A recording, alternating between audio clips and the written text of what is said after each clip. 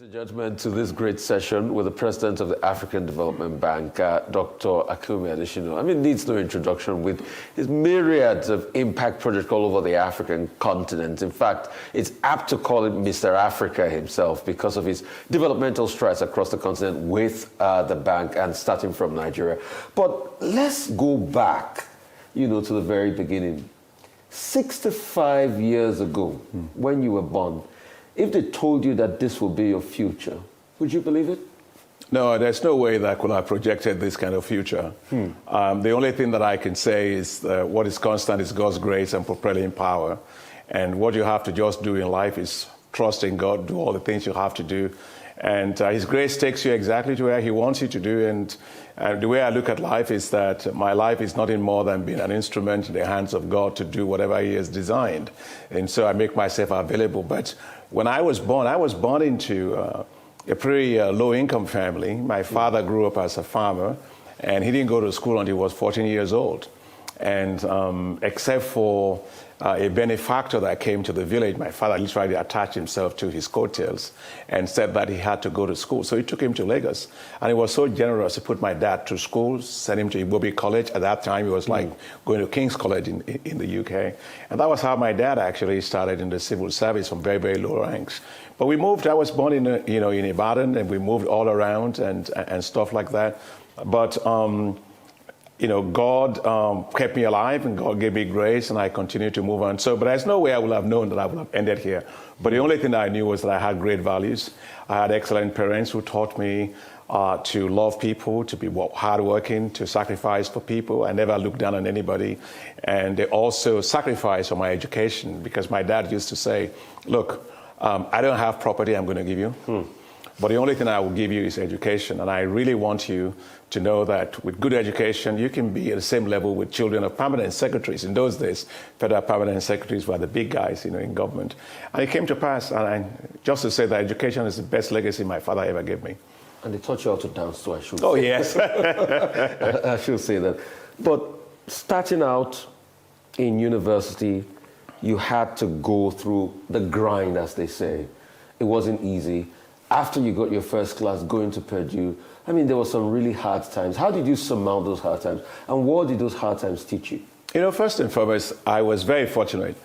In the university I went to, of course, I don't know which university you went to, but I went to University of Ife, not the Obafemi Awolowo University of today, but the University of Ife. And I had the blessing of having excellent professors. My professors were trained in some of the best universities around the world, because at that time, in the US, in UK, Oxford, Cambridge, and top university in the US, that's where they all went. So I had the benefit of world-class education in Nigeria. And of course, from there, I went on to United States.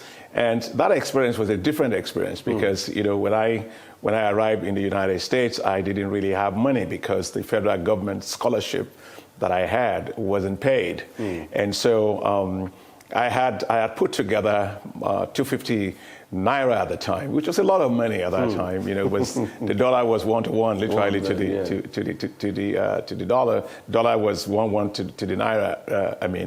And then I went to the federal government of Nigeria's consulate office in New York. And that was an experience, because when I got over there, the guy who was there said, well, I hear you just came from to United States from Lagos. I said, yes, we just arrived in this morning. He said, for what? I said, here are my papers saying I'm federal government scholar.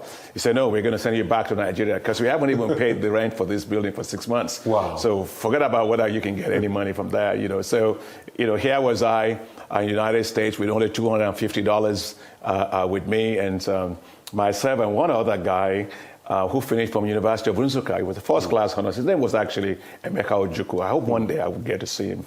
And he was going to Texas, and we were there in the embassy. And as we sat in the embassy, one guy walked in. He said, look, you can't get money out of here except God breaks a bank in New York.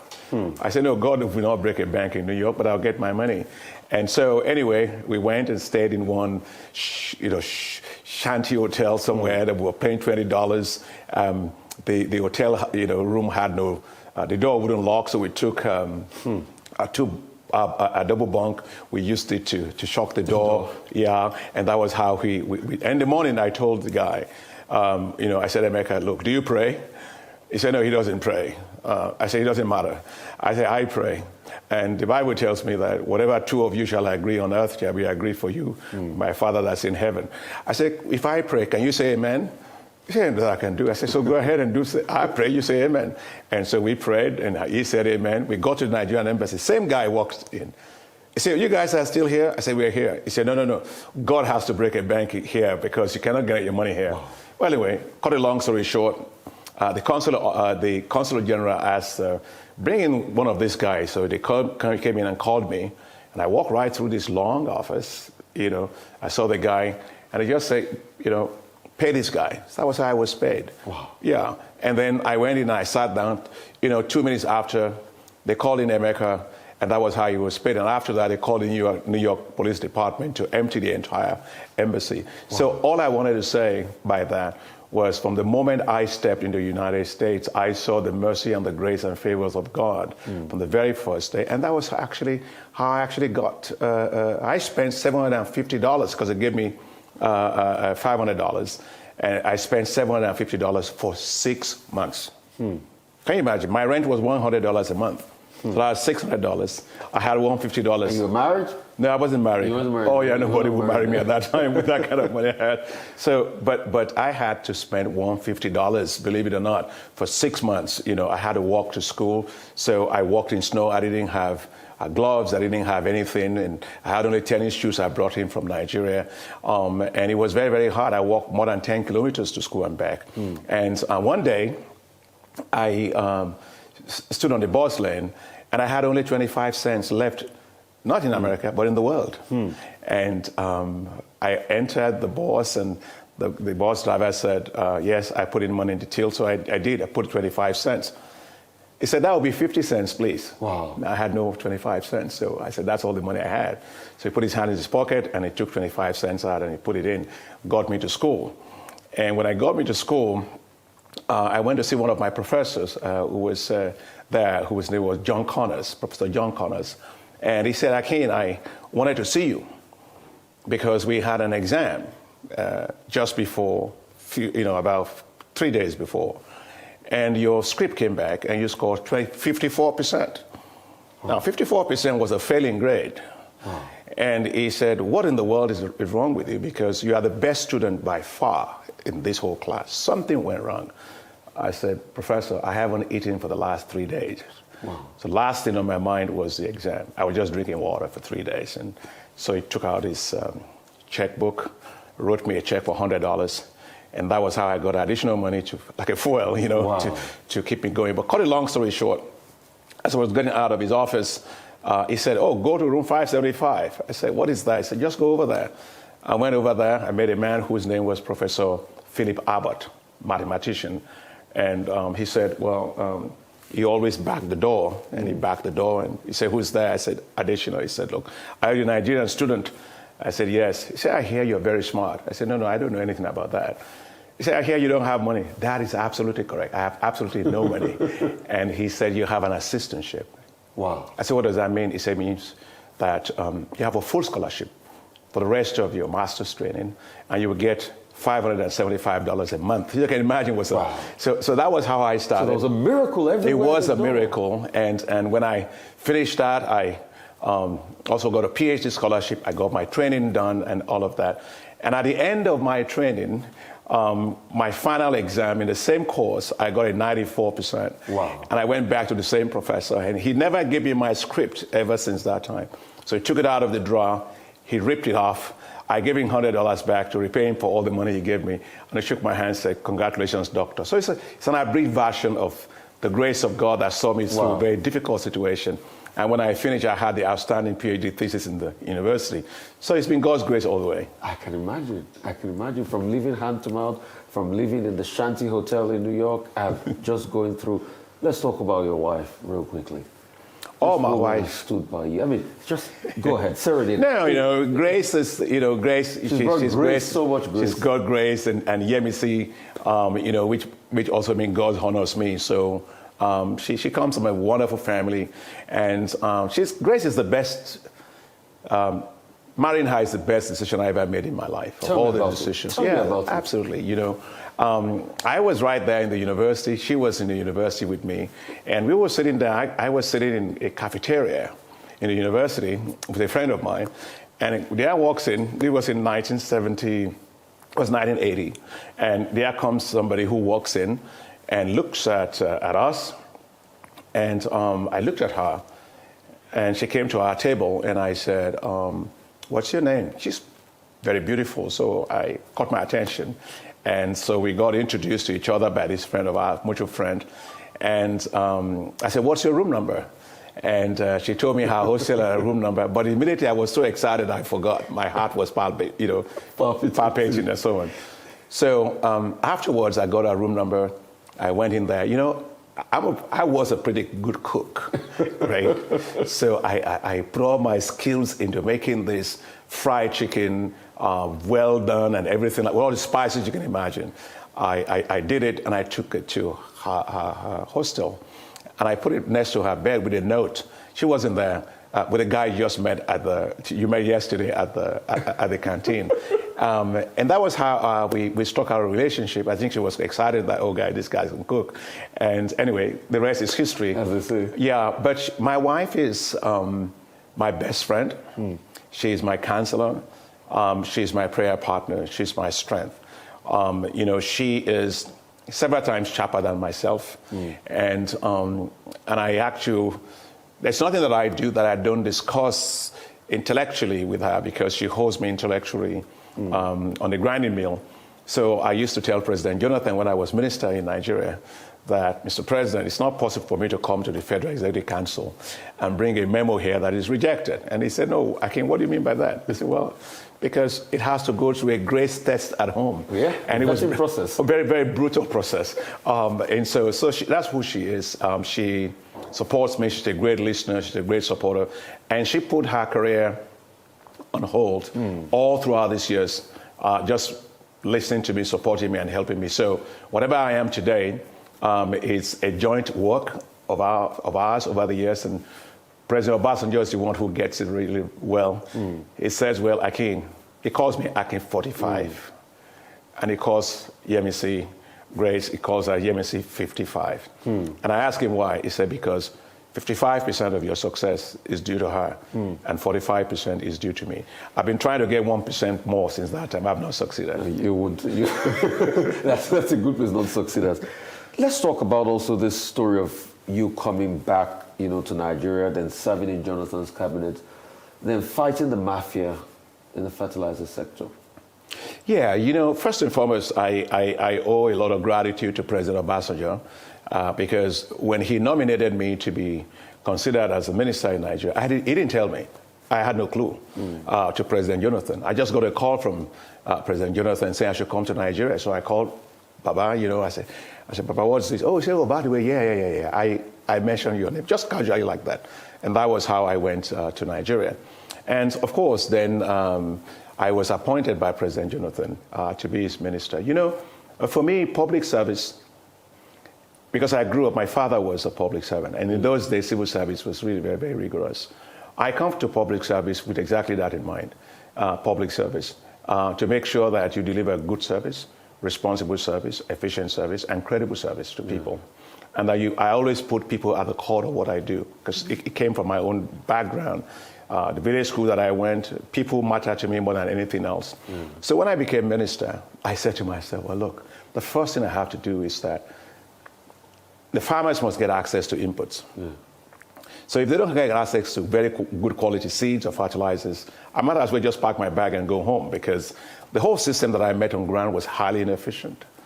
Government bureaucracy, government will buy fertilizers and store fertilizers and distribute fertilizers through different channels. And for decades, an average of 11% of all the fertilizers bought and sold by government ever got to the farmers. So it's like the fertilizers developed legs and hands and walked away, you know, to other countries and all of that. So one morning I got up and told my wife, I said, look, honey, I'm going to have to fight this system down. If I don't succeed, then I should pack my bags and go back home. And of course, what I did was I figured out that Coca-Cola, everywhere you went, in any part of Africa, you'll find Coca-Cola in the remotest of villages. But the government wasn't buying Coca-Cola, it wasn't distributing Coca-Cola. So why couldn't I find Coca-Cola there, or Fanta, or anything? How come I can't find seed and fertilizers? That means it's a very, very bad system. So I made a decision that I will not sign any fertilizer contract or any seed contract with anybody as minister for 4 years. All the seed companies, all the fertilizer companies have to be like Coca-Cola. Get your product to those that need it. All I had to do from the government side is make sure they have support to have effective demand for the product that you have. But that value chain you have to build all the way to yourself. And then we built a machinery from, it took some of these small shops that sell you Fanta, Coke, and cigarettes in the villages. We turned them into input suppliers, right? Last mile delivery all across the country. It was revolutionary. So, and I started something called the electronic wallet system, which was a way in which you delivered digitized payments to farmers by their phones with vouchers for buying seeds and fertilizers. It doesn't matter which part of the country you are in, you could get access to it. So we ended decades of corruption in the fertilizer sector using that system. What was the backlash like? Because you faced a lot of backlash then. In fact, a lot of people tried twisting the narrative of what happened then. What was the backlash like, and how did you surmount it? I remember telling my wife, I say, honey, look, I'm about to embark on a very, very dangerous pathway here. God help me as I go, but I cannot guarantee you that I'll be back alive. That's what I told her. Because, look, whatever is worth doing, you do it for God, you do it for people. You have to take risk on the behalf of those that have no voice. So you feared you could have been killed when you were trying to tackle? Well, I wouldn't say kill. I thought it was a very dangerous thing to do. Mafia. I was aware of how dangerous that was. But I wasn't deterred, is what I wanted to say. We went after to try and deal with that. And what we did, basically, there was a lot of resistance. Of course, the fertilizer importers were not happy, the seed importers were not happy, and so on. But I think they tested me and see whether I was going to be worried. I wasn't worried. But President Jonathan stood behind me like a rock, and so that helped my policy. And what we did was just bring in transparency. Look, if you have a bunch of thieves in a room, right? All you have to do is just bring in light, and they'll be running out, because transparency is so important. And so I decided that, okay, digital technology, mobile phones, the farmers had mobile phones, and when you were saying that people some people thought I actually bought phones and gave them to farmers. No, it was not true. The farmers had their phones. All we had to do is, I got your biometric information, and we were able to take your ID number to that biometric information into your phone number, and we registered you all across the country. So the farmers got their inputs in the remotest of villages. But just to finish that point, that program worked so much that the percentage of farmers that received government subsidized fertilizers increased from 11% historical to 94%. So all that transformation, massive, you saw in Nigeria, was because we were able to end that corruption and get the farm inputs to the farmers and see what they did. I trust Nigerian farmers a lot. But like they say, culture will eat strategy for breakfast. You have left now. Most of those successes have been rolled back. We're having food problems. Growing food, not only in Nigeria, on the African continent, is a big problem. We're seeing the problem even with wheat to be able to get by, where there are improved varieties that we've not been able to harness. Also, climate change is also affecting our growth prospect. Now, you now serve, in the African Development Bank. Have you been able to surmount some of those challenges, with the funding they give and also with the advocacy you do? Well, if you take a look at Africa, for example, I don't believe, Africa has 65% of the uncultivated arable land left in the world to feed 9.5 billion people by 2050, or maybe 10 billion people by 2050. And so what Africa does with that agriculture is going to determine the future of food in the world. So when I was elected president of the bank, of course, given my experience, I'm an agricultural economist by training, and I've worked globally all of my life in different areas. And so I know exactly what needed to be done. And so I launched something called a High Five program to light up and empower Africa, to feed Africa, which is the second one, to industrialize Africa, to integrate Africa and to improve the general quality of life of people. So that has to be education, water, sanitation, health, and skills and jobs and all of those things. But in the case of agriculture that you mentioned, I launched through the African Development Bank a $25 billion program over 10 years to turn around agriculture for the continent. And look, we are making incredible progress, and I'll tell you a few about it. For example, take a look, you're talking about the issue of wheat. You know, in Ethiopia, in 2008, we have a program called Technologies for African Agricultural Transformation that brings together the global agricultural research system, the national agricultural research system, the regional agricultural research system, and the private sector, right?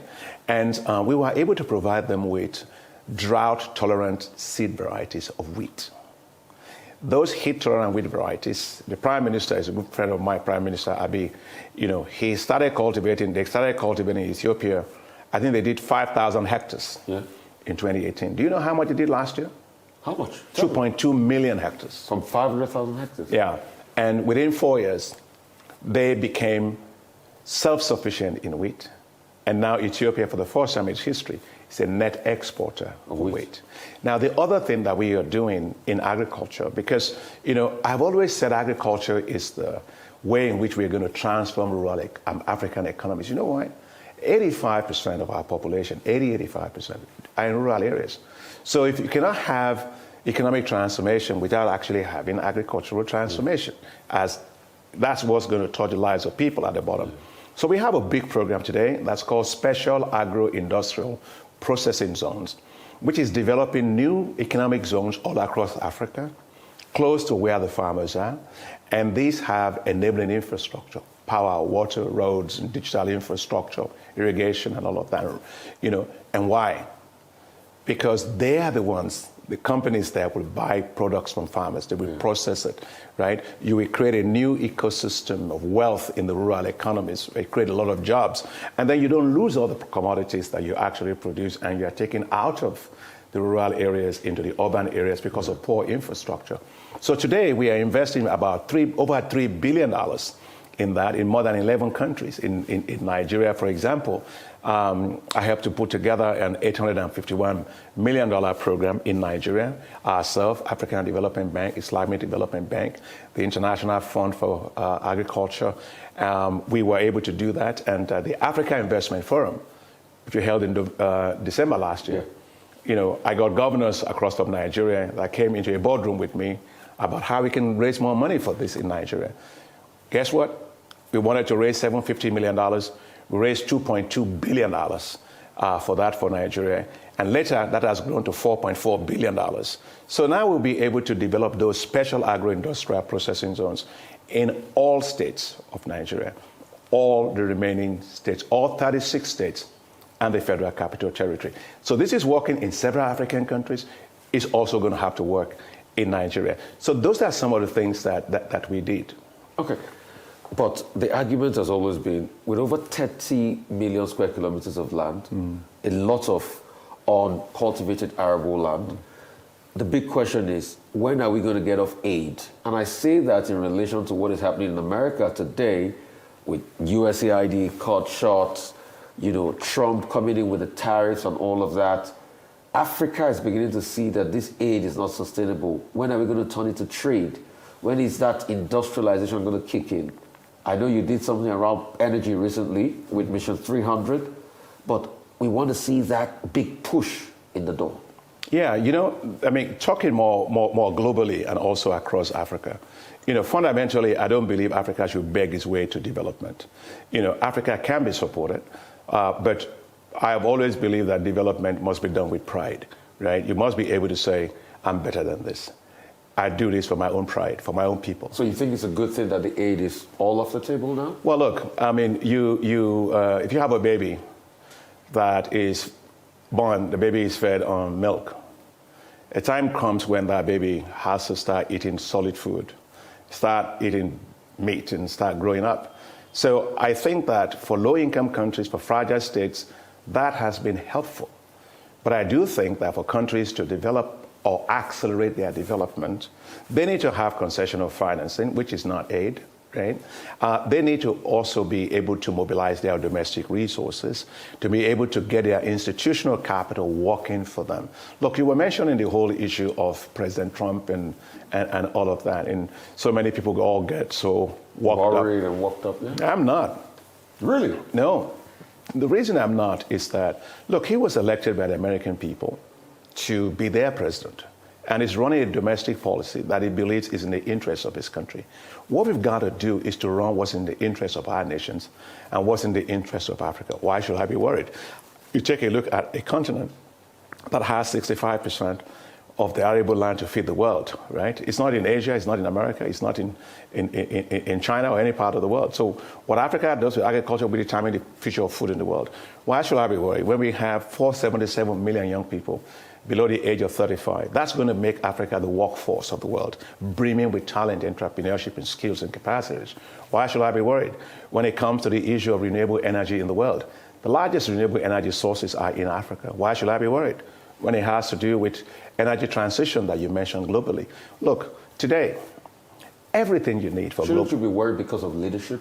No, I will come back to that. Yeah. But on the issue of electric vehicles, for example, take lithium-ion batteries, for example.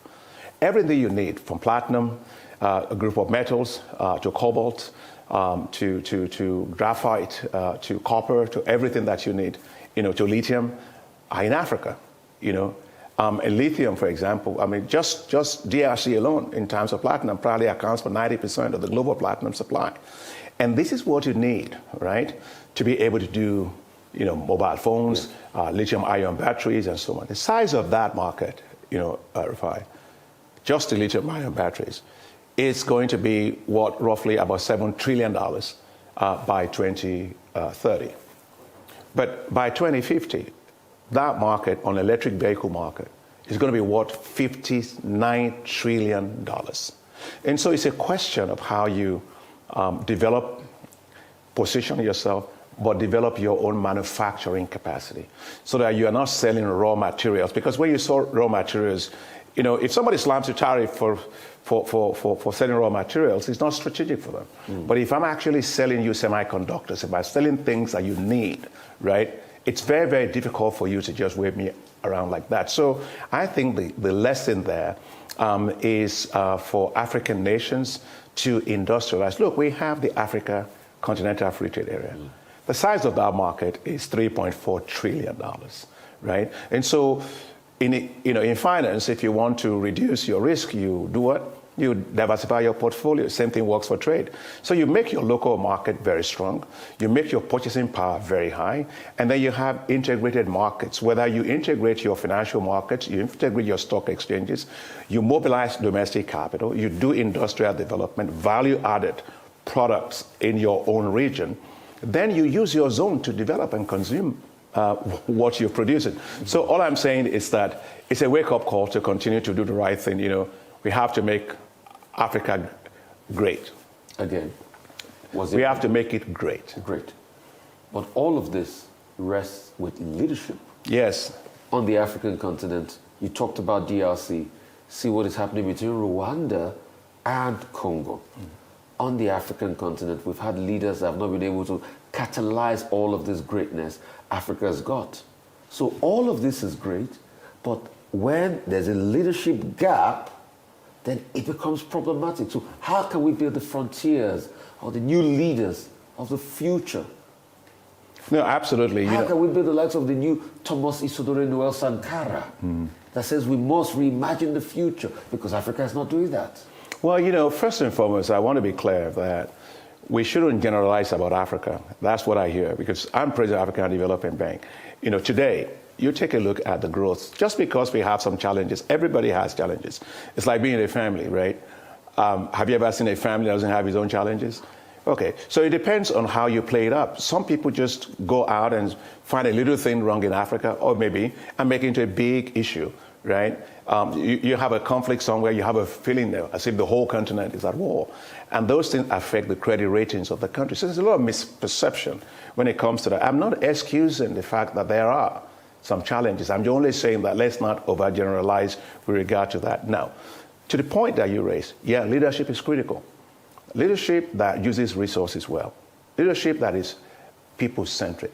Leadership that is accountable, right? Leadership that fast-tracks development. Look, I don't think it's a brain surgery to actually be an advanced, developed country. If you look at those countries, what do?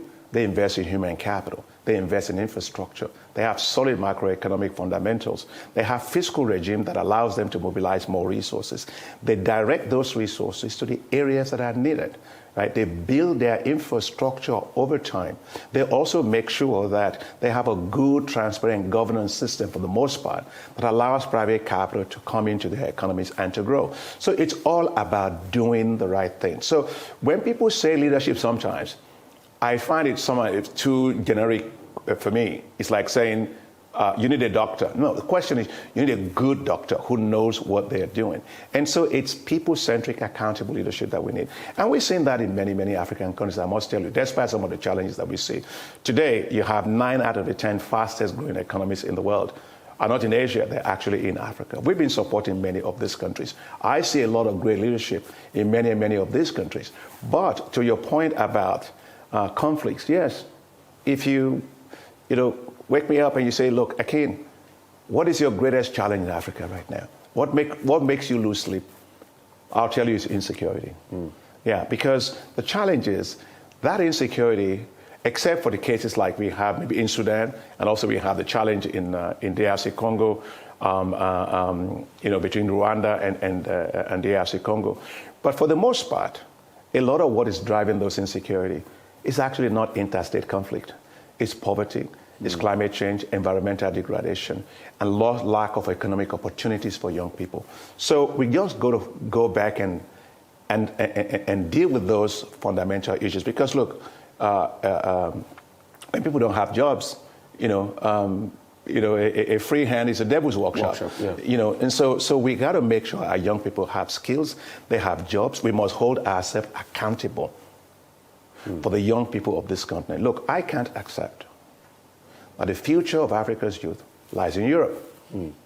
I was with Prime Minister of Italy, and we're discussing. I said, she's my very good friend, and I said, look, Madam Prime Minister, no, the future of Africa's youth is not in Europe. It's not in Italy. It's not in Latin America. It's not even in America or Canada or anywhere else. I'm not against people migrating. No, don't get me wrong. But it must be in an Africa growing well. Quality growth. Accountable for its youth. Look, how can my demographic asset become your own problem? No, I've got to manage my economies better. So I think that part of responsible leadership is also responsive leadership to the growing part of our population, which is the young people. Coming back to Nigeria, for example, you have this thing called the Japa. Yeah. People are leaving the country. No, people are leaving. Yeah. No, we have to turn that around. It's a brain game? Well, we've got to really believe first in the youth. Look, I go around many African countries, and I'm told, well, we have a youth empowerment program. Yeah, I hear that quite a lot. I don't know what it means, because hardly have I seen any young person walk up to me and say, I've been empowered. So I don't know the people trying to empower them while they're empowering themselves. No, what the young people need to find is investment. They need trust, confidence, capital behind them. That is what led me at the bank. I look at all the commercial banks in all of Africa, and I see they were not lending to young people. All our young people are going to flying out and going. And that makes me ashamed as president of African Development Bank, and I can't take it, because that's a market failure. That's a missing institution problem. And I said, look, we're going to change that. That's why the African Development Bank today, we are rolling out what's called youth entrepreneurship investment banks. These are new financial institutions dedicated only to providing capital, investment capital, to turn the ideas of our young people into great businesses. Why can't we have Zuckerbergs coming out of Africa? Why can't we have Bill Gates and also coming out of Africa? So what I'm saying is that we must, part of leadership is recognizing your constituency. The largest constituency you have is the young people. And it's not throwing them crumbs, right? Okay, it's trying to turn that demographic asset into a powerful economic dividend. That's how you get respect. But it rests on capital, like I said before. It also rests on leadership. With having a disruptive mindset, you faced a lot of challenges. Yeah. I remember the tiff that happened when you're trying to get your second term. How did you navigate through those challenges? Because a lot of people don't still even believe in this foresight you have for Africa. They don't still even believe and say, oh, why is he investing so much money in the young people? Why is he being more out there? Why is he raising money for Mission 300, to be able to power Africa? It's never going to go along with. So there are still the doubters that are there. How do we drive them to this dream of this greater Africa? And how do you surmount those challenges when you feel betrayed? Especially I want to start from when you were trying to get a second term to start with. No, you see, the thing is that every time that you have an assignment, when I was elected president of the bank, this is not a job for me. I don't have a job. That's not a job. It's a mission. I can't think of anything more important to have the resources, to have the support, and to have the platform to go and change and transform the continent of my birth. So it is not a job, it's a mission, and that's how I look at it every single day. In the last more than 8 years, 9 years, our work has impacted from the bank on more than 500 million people, 500 million people, from access to electricity, to water, to sanitation, to people that are getting access to good health, and food security. I'm proud of what we've done. I'm proud of the progress we are making. I'm proud of the leadership that we have. But you cannot succeed in life if you're hoping that people are just going to be applauding you and supporting you. Look, every time that you move, there's going to be an opposition against what you want to do. Question is whether you really believe in what you do. And I solidly believe in an Africa that I'm impatient with Africa's underdevelopment, and I think we need to move much faster. And so, for example, at the African Development Bank, that's what we've been doing. And, when the challenges came in 2020, there was really nothing wrong here. Every time that you do something, you find people that try to... There are a lot of daggers being thrown at you. Oh, no, I know. At some point, people felt, will he survive this? Well, the truth always wins. You may not like the sun, but if you don't like it, all you have to do is cover your eyes because you can't stop it, right? And so we continue to do our work, and I think I'm very pleased that people recognize that all those things were basically crap. They were all fabricated things. And when it was time for me to be reelected, I was reelected for my second term in those turbulent periods by all the shareholders of the bank with 100% of the vote of the shareholders. I have two shareholders, African share. We have in the bank, African shareholders. We have 54 of those. We have 27 of those that are non-African. So we have 81 shareholders. So I was elected 100% by all the African shareholders. I was elected 100% by the non-African shareholders. And we work like this as a team, and we've been able to do all these things that we've done. Look, same shareholders, they have great confidence in my leadership and vision. I got a letter from the Secretary Yellen of the Treasury Department, who just left before President Trump came in, about the last week in the administration, praising my leadership, my vision, and the way in which I've taken this bank to a global stage. Look, I don't accept that African institutions have to be mediocre. I'm not used to mediocrity at all. And so I'll fight for that. It's all about leadership, it's all about vision. It's all about propelling the institution to be all that's supposed to be. We raised the capital of the bank. Yeah, that was the first when I came in 2015, the capital of the bank was $93 billion. Yeah. I raised it with support of my shareholders today to $318 billion. Now, the bank, because of our work, we were ranked by Global Finance 2 years ago as the best multilateral financial institution in the world. And just 2 years ago and last year, we were ranked, the African Development Bank, as the most transparent financial institution in the world. And so today, I feel proud that I'll be leaving behind a global institution, respected institution, but more than that, a solutions-minded financial institution dedicated to accelerating the development of Africa relentlessly. And so that is what we were asked to do. That's what the founding fathers of these institutions asked us to do. People always say, look, I have great ambitions. I don't like small stuff. Look, God giving us oxygen, right? That oxygen will have an expiration date, whether you like it or you don't. Question is, why not use that oxygen to do big things? Why use it to do small things? I believe in big transformational things, but I don't believe in the power of me. No.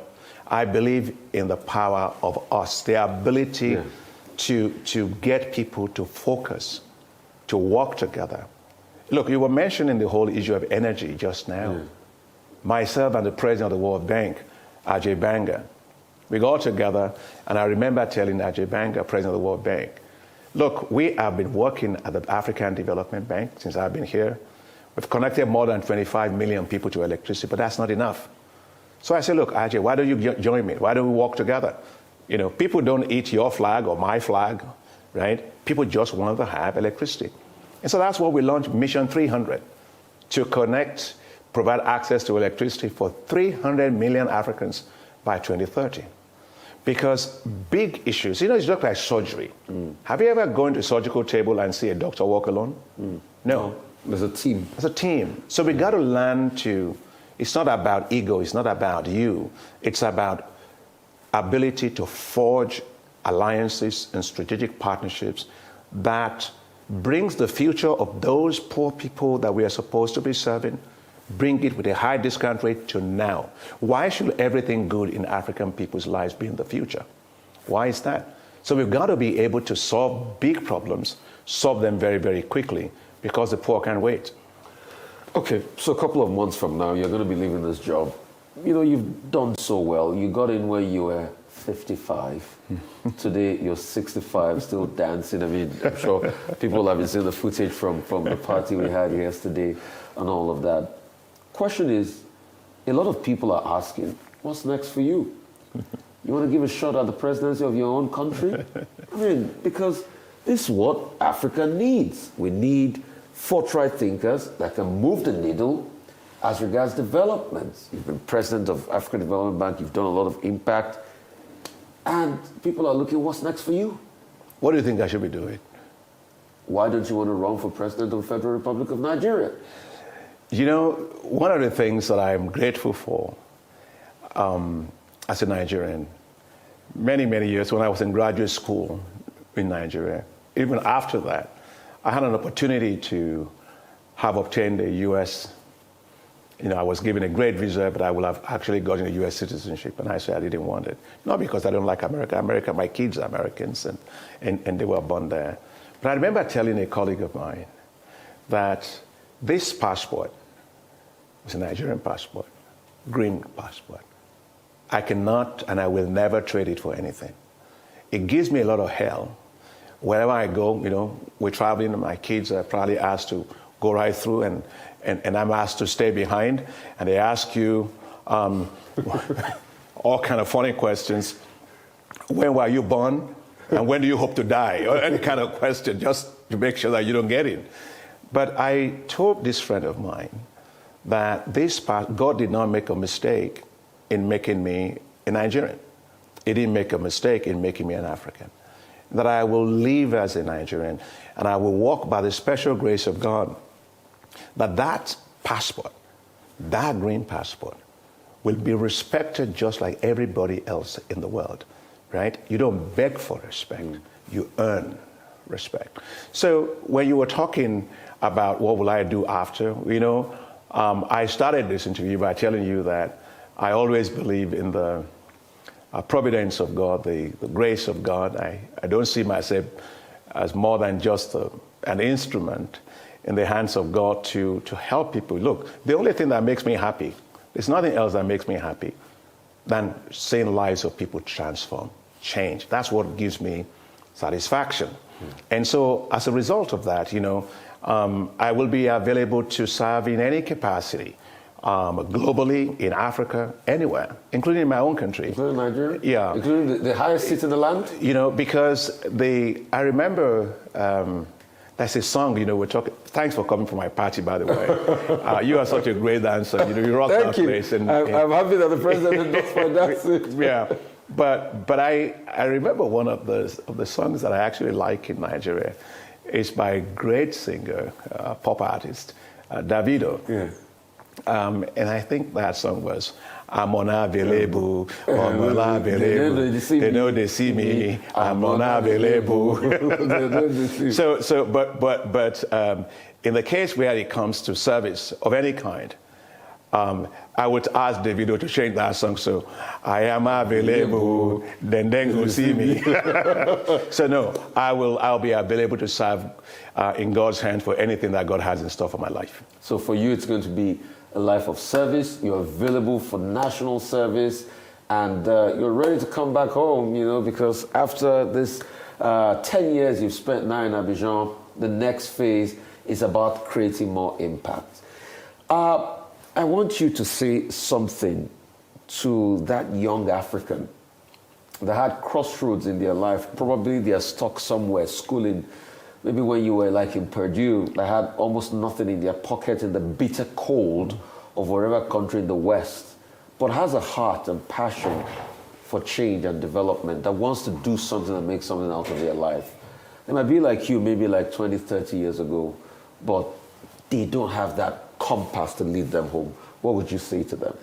Well, first and foremost, be tenacious. Have confidence in yourself. It is not where you started from that matters. It's not even where you were born. I wasn't born with silver spoon in my mouth. But keep working hard. Believe in yourself and trust in God. You know, don't also think that life is a bed of roses. You have to have great hard work. And so for young people that are listening to me today, you know, all I just want to say is be focused, be purposeful. You know, don't copy bad guys. You know, some people want things the easy way. Success is not, money is not success. No. You can have all the money in the world that you want. At the end of the day, you're going to leave it behind anyway. How many people have, you know, taken money with them?